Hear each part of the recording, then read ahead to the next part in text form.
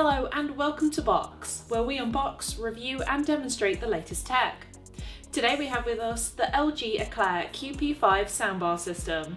Acclaimed as one of the most innovative soundbars of the year, this LG Eclair fits some impressive sound quality all into a compact package perfect for sound anywhere you require. Compared to the other large-scale multi-speaker sound systems in the LG range, this one is specially designed to maintain a minimalistic aesthetic without compromising on quality. Taking a look at the box, you see it's kitted out with all of the sought-after sound tech on the market. Opening it up, you get the compact soundbar on the top, along with the accessories box and a large subwoofer in the bottom. There are only a few accessories provided alongside this soundbar, including 2 power cables, a remote, a high-speed HDMI, and a few user guides. It's great to see that LG have included a HDMI already in the box, meaning you don't need to buy a new one or share it between other devices. The remote is nice and simple, with the usual volume rocker switch, power, and mute functions, alongside some other specific functions that enhance music, movies, and games. Of course, as an LG product, it's designed to work in harmony with the LG TV, like this Nano96 that we have to test it on. Setting it up took no time at all, simply plugging in both the soundbar and the subwoofer into the power and connecting the soundbar to the TV through HDMI. In terms of inputs on the soundbar itself, you get 2 HDMIs, a USB, an optical audio in, and a power input. Now you notice that it has both ARC and eARC compatibility on HDMI 1. To get the best quality out of this speaker, you'll want to use a high-speed HDMI connection plugged into the corresponding eARC port on your TV. Optical connection is also available, but with HDMI, you'll find you get much less interference for uninterrupted sound in whatever you watch. The Eclair seemed to work just as soon as I plugged it into the TV, with a pop-up appearing on the bottom of the screen indicating it had established a connection instantly.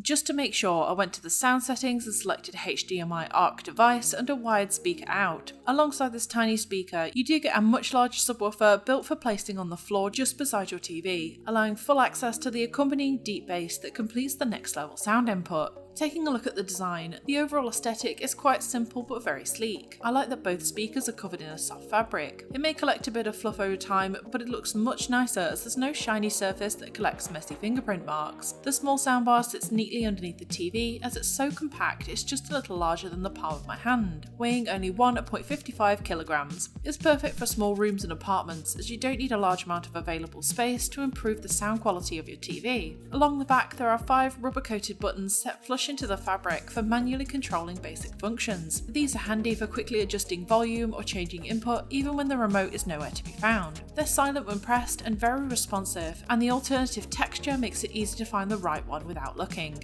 On the front there's a series of LED lights that indicate power input, volume controls and input changes.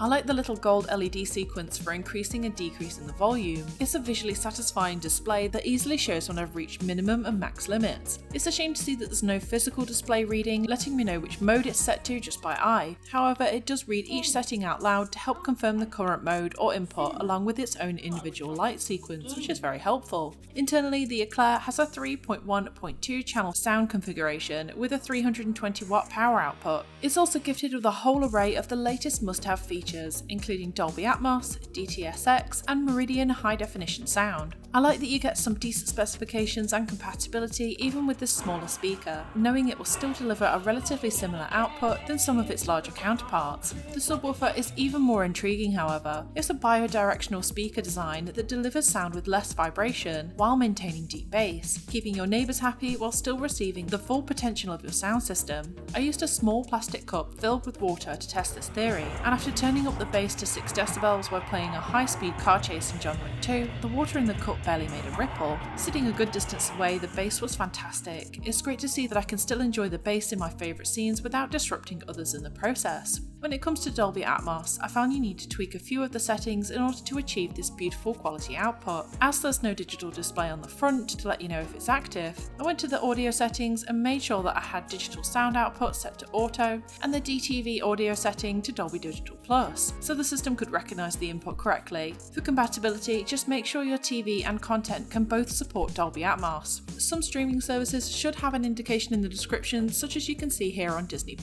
and in the display settings on the Xbox Series X. Now taking a look at the remote, you can see there are 4 buttons surrounding the directional dial in the centre. These buttons correspond to the various settings that adapt to best suit the content that you're watching, including AI Sound Pro, Standard, Cinema and Game modes. Trying out a few modes, I got various outcomes with slight changes, mainly in the amount of bass that was put out and how clear I could hear conversations. I largely kept to Cinema and AI Sound Pro as it helped when switching between different movies. It was easy enough to change between the modes so I can scroll between them quickly to find the one that sounded best. Overall, I thought the quality was easily much better than the TV speakers. Even though it's small, the volume does reach some impressive levels, offering decent projection even on a low volume. The saving grace is definitely the subwoofer, adding that next level of bass to complete the cinematic feel with some of my favourite movies. I felt the audio filled the room much better, offering layers of sound as opposed to the more singular TV output. Plus, with the speaker being able to connect via Bluetooth, I had the freedom to choose where I wanted to place it for optimum sound output. I know it's hard to take my word for it, so here's a sound sample to give you an idea on how the soundbar compares to the TV speakers. What the hell, man? They're flightless birds.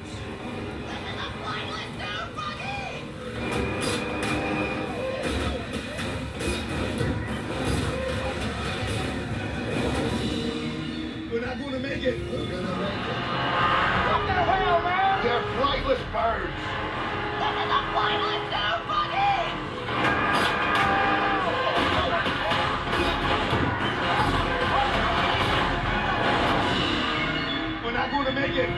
Now if you're quite tech savvy and don't want to keep switching between remotes, the Éclair is also compatible with the LG Soundbar app.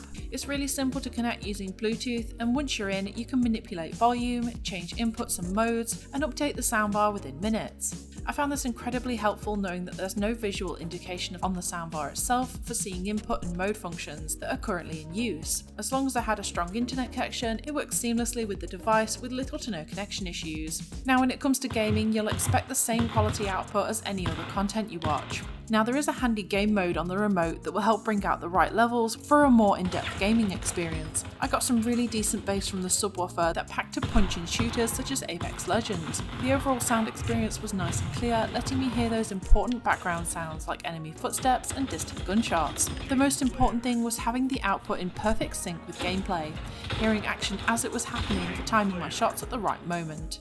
Overall, I thought the soundbar was both great in size and quality. The soundbar itself wasn't the strongest contender against most of the soundbars I've tested this year, but for the price and the convenience of having a smaller sound system that offered compatibility with some of the most must-have features, it fitted in perfectly with my setup. I did find it was great for small apartments and rooms that share walls with neighbours, as the reduced vibrations from the subwoofer meant I didn't have to miss out on the deep bass for the sake of disrupting others. I like the overall simplicity of the design, making it easy to navigate through settings using both the remote and the app, giving me complete control. As a reasonably priced sound system, I'd say it's a unique, stylish addition to any home entertainment system. So what do you think about the LG Eclair soundbar?